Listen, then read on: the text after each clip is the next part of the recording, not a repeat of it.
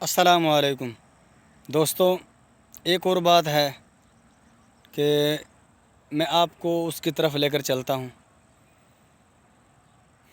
وہ یہ ہے کہ ہم جب کوئی دعا مانگتے ہیں تو کہہ دیتے ہیں اے اللہ میاں ہماری دعا قبول فرما۔ اللہ میاں سب کچھ کرنے والا ہے، اللہ میاں ہمارے ساتھ ہے، اللہ میاں یہ کر دے گا، اللہ میاں وہ کر دے گا۔ بے شک اللہ تعالیٰ سب کچھ کرنے والا ہے، بے شک اللہ تعالیٰ ساتھ ہے، لیکن اللہ میاں یہ جو لفظ ہے نا، یہ درست نہیں ہے۔ میاں نہیں کہنا چاہیے، میاں لفظ جائز نہیں ہے۔ اللہ میاں کہنا میرے بھائیوں جائز نہیں ہے۔ آپ چاہے کسی بھی عالم سے اس کے بارے میں تحقیق کر لیں، پوچھ لیں کہ یہ الفاظ درست نہیں ہے، جائز نہیں ہے۔ کیا لفظ ہے وہ؟ اللہ میاں کہنا جائز نہیں ہے۔ تو کوشش کریں کہ آپ الفاظ نہ استعمال کیا کریں۔ اللہ تعالیٰ، اللہ پاک، یہ الفاظ استعمال کریں۔ یہ بہت ہی معتبر اور بہت ہی خوبصورت اللہ تعالیٰ کا صفاتی نام ہے۔ اللہ میاں یہ درست نہیں ہے۔ اچھا، اور دوسرا یہ ہے کہ ہم جب آپس میں بیٹھے ہوتے ہیں تو باتوں میں ہم حدیثیں سنانا شروع ہو جاتے ہیں۔ کوئی اپنی حدیث سنا رہا ہے، کوئی اپنی حدیث سنا رہا ہے۔ تو ایک بات ذہن نشین کر لیں، آپ جب آپ کوئی اسلامی ٹاپک پر بات کر رہے ہوں تو جب آپ کوئی حدیث سنائے نا، تو آپ ہے نا یہ کہہ دیا کریں کہ یہ نبی پاک صلی اللہ تعالیٰ علیہ وآلہ وسلم نے فرمایا، مفہوم ساتھ آپ یہ جو لفظ ہے مفہوم، اس کا اضافہ کر لیا کریں۔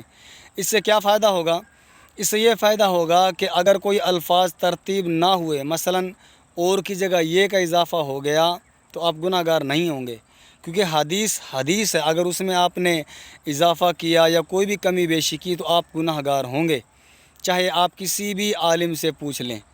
اگر آپ نے کسی نے بھی حدیث میں کوئی بھی الفاظ کا اضافہ کیا یا کوئی بھی الفاظ کم کیا یا کوئی بھی الفاظ بدلا تو آپ گناہ گار ہوں گے۔ یہ بات ذہن میں رکھیں، کیونکہ یہ الفاظ درست نہیں ہیں کہ ہم کہہ دیتے ہیں کہ نبی پاک صلی اللہ تعالیٰ علیہ وسلم نے فرمایا، حدیث ہے، ہوتی وہی حدیث ہے، لیکن ہم اس میں کوئی الفاظ گھٹا دیتے ہیں، کوئی بڑھا دیتے ہیں، کوئی کمی کر دیتے ہیں، کوئی الفاظ بدل دیتے ہیں، تو اس طرح ہم گناہ گار ہو گئے، کیونکہ حدیث ہے۔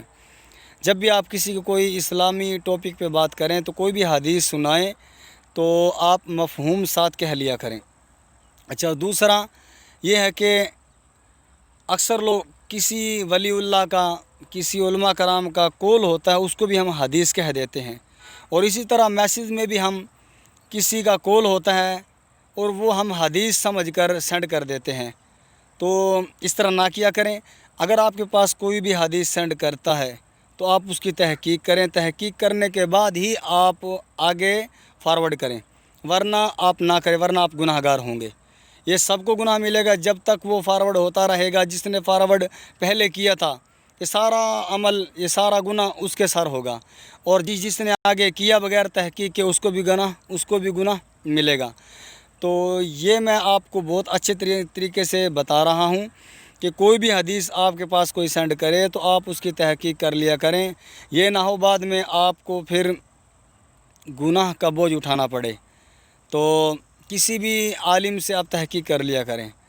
تو کوئی بھی، پہلی بات تو یہ ہے کہ اگر آپ کے پاس کوئی سینڈ کرتا ہے تو کوشش کریں کہ آپ آگے سینڈ نہ کریں کوئی بھی، کیونکہ کال ہوتا ہے نیچے لکھ دیتے ہیں، اور وہ کوئی حوالہ بھی نہیں ہوتا، اور اگر حوالہ ہوتا ہے تو کوئی اپنی طرف سے ہی، تو کوشش کریں کہ آپ تحقیق کر لیا کریں، ٹھیک ہے۔ میرا مقصد یہی ہے آپ کو بتانے کا کہ کوئی بھی حدیث جب آپ بات کریں اسلامی ٹاپک پر، تو کوئی بھی حدیث سنائیں تو میرے بھائیوں آپ مفہوم کا لفظ کا اضافہ کر لیا کریں، اور جب کسی کے پاس کوئی بھی حدیث سینڈ کرنی ہو تو کوشش کریں کہ وہ تحقیق شدہ ہو، کسی بھی عالم سے آپ پوچھ لیا کریں۔ اللہ تعالی ہمیں ان سب باتوں پر عمل کرنے کی توفیق عطا فرمائے۔ وما علینا الا البلاغ المبین۔ آپ دعا میں یاد رکھیے گا، ہم بھی آپ کے لیے دعا گو ہیں۔ فی امان اللہ۔